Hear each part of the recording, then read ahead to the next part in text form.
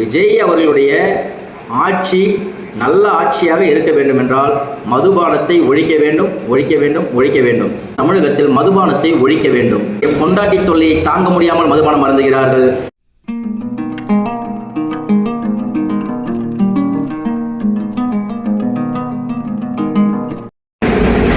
அன்பு உறவுகளுக்கு வணக்கம். அன்பு காட்டி யூடியூப் சேனல் நேயர்களுக்கு வணக்கம். நடந்து முடிஞ்ச சட்டமன்ற தேர்தலில் தமிழ்நாட்டில் தமிழக வெற்றி கழகத்தினுடைய தலைவர் இளைய தளபதி விஜய் அவர்கள் சிஎம்மாக இன்று பொறுப்பேற்கிறார். அதற்கு முக்கிய காரணம் தமிழ்நாட்டில் ஒரு மாற்றம் வர வேண்டும் என்பதற்காகத்தான். என்ன மாற்றம் வர வேண்டும்? கொலை, கொள்ளை, கற்பழிப்பு, பாலியல் வன்முறை, போதை பழக்கங்கள் என்ற தமிழ்நாடு முழுக்கவே பரவி கிடைக்கிறது. இதை ஆட்சி செய்யக்கூடிய திராவிட கட்சிகள், முக்கியமாக திமுக கண்டுகொள்வதில்லை, வளர்த்து விடுவதே அவர்கள்தான் என்ற ஒரு அவதூறு பரப்பியதன் மூலியமாக மக்கள் அனைவர் மத்தியிலுமே ஒரு மாற்றம் வேண்டும் என்று விரும்பினார்கள். அப்படிப்பட்ட ஒரு மாற்றத்தை தமிழக வெற்றி கழகத்திற்கு கொடுத்திருக்கிறார்கள். இப்போ தமிழக வெற்றி கழகமானது முதல்வர் ஆன பிறகு இன்னும் 20 ஆண்டுகளுக்கு அவர்கள் ஆட்சி கட்டிலில் அமர வேண்டும் என்றால் மக்கள் நம்பி ஓட்டு போட்டவர்களுக்கு நல்லது செய்ய வேண்டும்.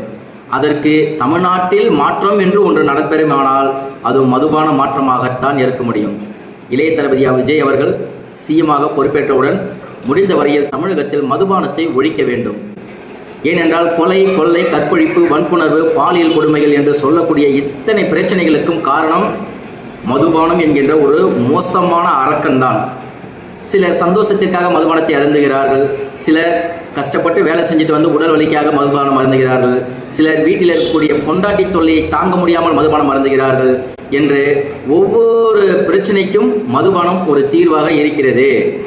அப்படிங்கின்ற பொழுது அப்படிப்பட்ட மதுபானம் ஒழிக்கப்பட்டால் மனிதர்கள் மத்தியில், முக்கியமாக வருங்கால இளைஞர்கள் மத்தியில் படிப்பறிவு சார்ந்த எண்ணங்கள் மேலோங்கும். கல்வியில் முன்னேற்றம் அடைந்தோமே ஆனால் கண்டிப்பாக தமிழ்நாடு முன்னேற்றம் அடையும். வருங்காலத்தில் ஒரு சிங்கப்பூர் அளவிற்கு தமிழ்நாட்டை ஒரு வளர்ச்சி அடைந்த மாநிலமாக மாற்ற வேண்டும் என்றால் அது தற்பொழுது பொறுப்பேற்க உள்ள விஜய் அவர்களுடைய கையிலில் தான் இருக்கிறது. முதல் ஒழிக்க வேண்டியது மதுபானம். ஏனென்றால் முன்பு நிறந்த ஆட்சியை குற்றம் சொல்லுகிற காரணமே மதுபானம் தான். அப்படிப்பட்ட மதுபானத்தை ஒழிக்க வேண்டும், ஒழிக்க வேண்டும், ஒழிக்க வேண்டும். அப்படி மட்டும் விஜய் அவர்கள் செய்துவிட்டாரே ஆனால் குடும்ப பெண்கள் அனைவருமே அவருக்கு கோயில் கட்டி கும்பிடுவார்கள். வருங்கால தலைமுறையில் இருக்கக்கூடிய இளைய பெண்களும் அவருக்கு கோயில் கட்டி கும்பிடுவார்கள் என்பதில் ஒரு மாற்று கருத்தே இல்லை. இந்த சமூகத்தில் ஒரு சாபக்கேடுனே சொல்லலாம் மதுபானத்தை, அந்த அளவுக்கு ஒஸ்டா இருக்கு. விஜய் அவர்கள் அறிவிச்சிருக்கக்கூடிய அனைத்து நலத்திட்டங்களையும் கண்டிப்பாக செய்யவே முடியாது முடியாது முடியாது அதை நான் அடித்து சொல்ல முடியும். ஆனால் அவர் எந்த ஒரு இலவசங்களையும் வழங்க வேண்டாம், எந்த ஒரு நலத்திட்டங்களையும் மக்களுக்கு கொடுக்க வேண்டாம். இந்த தமிழ்நாட்டு மக்களுக்கு மாற்றம் வர வேண்டும் என்றால் மதுபானத்தை ஒழித்தால் மட்டுமே போதும் என்கிற நிலையில்தான் இப்பொழுது இருக்கக்கூடிய தலைமுறையினர் இருக்கின்றனர். தற்பொழுது கூட பார்த்திருப்பீர்கள், கஞ்சா, போதை இப்படின்னு சொல்லி நிறைய இடங்களில், முக்கியமான இடங்களில் போலீஸ்காரர்களை மிரட்டக்கூடிய ஒரு சம்பவத்தை நம்ம தமிழ்நாட்டில் பார்த்துக்கிட்டு இருக்கோம். ஏன்னா இந்த மதுபானத்தை ஒழித்தால்தான் தமிழ்நாடு தமிழ்நாடாக இருக்கும். அதுவும் நமக்கு வட மாநிலங்களிலிருந்து வரக்கூடிய அச்சத்தை களைய வேண்டும் என்றால் அதற்கு தமிழர்கள் அறிவானவர்களாக மாற வேண்டும். உலகத்திலேயே மூத்த மொழி தமிழ் மொழி. உலகத்திலேயே அறிவியல் அறிஞர்கள் கண்டுபிடிப்பதற்கு முன்பாகவே சில விடயங்களை கண்டுபிடித்தவர்கள் தமிழர்கள். அப்படின்ற பொழுது நம்முடைய தமிழருடைய நாகரிகங்களானது மேலும் மேலும் மேலும் மதுபானத்தால், போதையால் சரிந்து கொண்டே வருகின்றன. அதை தூக்கி நிறுத்த வேண்டிய பொறுப்பு அண்ணன் இளைய தளபதி விஜய் அவருடைய கைகளில் இருக்கிறது. தேர்தல் வாக்குறுதியில் அவர் மதுபான ஒழிப்பை பேசாமல் இருந்திருக்கலாம். ஆனால் மற்ற வாக்குறுதிகளை அவர் கொடுத்திருக்கிறார். அந்த மற்ற வாக்குறுதிகள் அனைத்துமே தமிழ்நாட்டில் நிறைவேற வேண்டும். உங்கள் மீது ஒரு நம்பிக்கை வர வேண்டும். உண்மையிலுமேயே ஒரு மாற்றம் வர வேண்டும் என்றால் மதுபான கடைகளை மூட வேண்டும். சரி, மதுபான கடைகளை மூடிட்டீங்கன்னா அந்த மதுபான கடையில் வேலை செஞ்சவங்களை என்ன செய்யறது? அவர்களுக்கும் நீங்கள் ஒரு அரசாங்க வேலையை தர வேண்டும். பெண்களை பாதுகாப்பதற்கென்று ஒரு புதிய சட்டத்தை கொண்டு வாருங்கள். அதற்காகவே இந்த வேலையில் இருப்பவர்களை தூக்கி அந்த வேலையில் அப்படியே போடுங்கள், அதே சம்பளத்தை கொடுங்கள். கல்விக்கு முக்கியத்துவம் கொடுங்கள். அப்படிங்கிறதா நம்முடைய முக்கியமான நோக்கம். சரி, மதுபானத்தை முழுசா ஒழிக்க முடியாது. மதுபானம் சில இடங்களுக்கு, சில முக்கியமான பிரச்சனைகளுக்கு தேவைப்படுகிறது. அதாவது சாக்கடை அள்ளுபவர்கள் மதுபானம் இல்லாமல் அள்ள முடியாது. மருத்துவமனைகளில் ஒருவர் இறந்து விட்டார், உடற்கூறாய்வு செய்வார்கள், அதாவது போஸ்ட்மார்ட்டம் சொல்லுவோம். அப்படி போஸ்ட்மார்ட்டம் செய்யக்கூடியவர்களால் மதுபானம் அருந்தாமல் அவர்கள் மீது அறுவை சிகிச்சை செய்ய முடியாது. அதே போல் ஒரு சில கேஸ்லாம் இருக்குது, இறந்து போயிட்டாங்கன்னா ஒரு 6 மாதம் கழிச்சு தோன்ற சொல்லுவாங்க. துர்நாற்றம் வீசும். அப்படி துர்நாற்றங்கள் வீசுகின்ற பொழுது மதுபானம் இல்லாமல் அவர்களால் இருக்க முடியாது அப்படின்னு ஒரு கட்டாயம் இருக்கா? அப்போ என்ன செய்யணும்? மதுபான கடைகளை குறைத்து மதுபானங்களை வைக்க வேண்டும். அதாவது ஒரு தாலுக்காவிற்கு 2 மதுபான கடைகள், ஒரு தாலுக்காவிற்கு 2 மதுபான கடைகள் அப்படின்னு ஒரு மாவட்டத்திற்கு எத்தனை தாலுக்கா இருக்கின்றதோ அத்தனை தாலுக்காவிற்கும் ஒரு 2 மதுபான கடைகளை மட்டும் திறந்து வையுங்கள். இது நம்மளுடைய மக்களுடைய கோரிக்கை.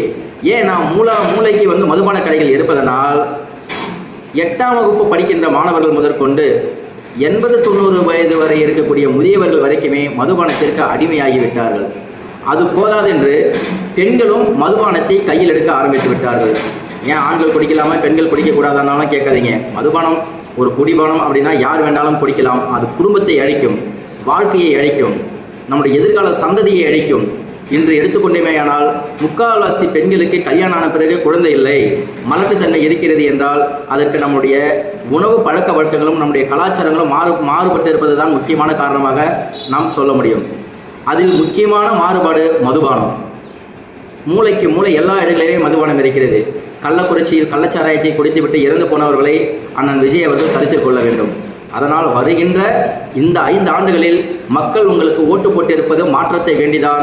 அதனால் அந்த மாற்றம் முதல் கையெழுத்தாக மதுபான மாற்றமாக இருக்க வேண்டும், மதுபானத்தை ஒழிக்க வேண்டும் என்று நம்முடைய அன்பு காட்டி யூடியூப் சேனல் மூலியமாக நாம் கேட்டுக்கொள்கிறோம். அது மட்டுமல்லாமல் திராவிட முன்னேற்ற கழக ஆட்சிகள் நடத்திய இந்த 30 ஆண்டு காலங்களில் அவருடைய ஆட்சியில் என்னென்ன குறைகள் இருந்ததோ அந்த குறைகளை எல்லாத்தையும் மாற்ற சொல்லி நான் உங்களிடம்தான் கேட்கப் போகிறேன். அதற்காக ஒவ்வொரு வீடியோவாக பதிவு போட்டுக்கொண்டே இருப்பேன். இதை பார்க்கக்கூடிய நண்பர்கள் தோழர்கள் கண்டிப்பாக பல்வேறு நபர்களுக்கு ஷேர் பண்ணுங்க. ஏன்னா நம்ம மாற்றத்தை வேண்டிதான் விஜய் அவர்களுக்கு ஓட்டு போட்டிருக்கிறோம். அவர் ஒரு நடிகர் என்பதற்காகவோ அல்லது அவர் ஒரு ஸ்டார் என்பதற்காகவோ அல்லது ஒரு கோடீஸ்வரன் என்பதற்காகவோ அல்ல. விஜய் அவர்களுடைய ஆட்சி நல்ல ஆட்சியாக இருக்க வேண்டும் என்றால் மதுபானத்தை ஒழிக்க வேண்டும், ஒழிக்க வேண்டும், ஒழிக்க வேண்டும். எது எப்படி ஆகினும் நம் தமிழ்நாட்டை தளபதி அவர்களின் மூலியமாக ஒரு சிங்கப்பூராக மாற்றி உண்மையிலுமேயே இருக்கக்கூடிய இந்தியாவில் ஒரு சிறந்த மாநிலமாக தமிழகத்தை மாற்ற வேண்டும் என்று மிக பணிவுடன் கேட்டுக்கொள்கிறோம். அதே சமயத்தில் முன்னாடி இழுத்து கொண்டு சென்ற தேரை பின்னாடி இழுத்து விட்டுவிட வேண்டாம். திராவிட கழகங்கள் செய்த நன்மைகளையும் சட்டத்தை நல்ல செயல் திட்டங்களையும் ஒதுக்கிவிட வேண்டாம் என்றும் அண்ணன் அவர்களிடம் கேட்டுக்கொள்கிறோம். இதற்கான பின்னூட்டத்தை கமெண்டில் பதிவு செய்யுங்கள். நன்றி, வணக்கம். அன்பு காட்டுங்கள், அனைவரிடத்திலும் அன்பு காட்டுங்கள். நன்றி, வணக்கம்.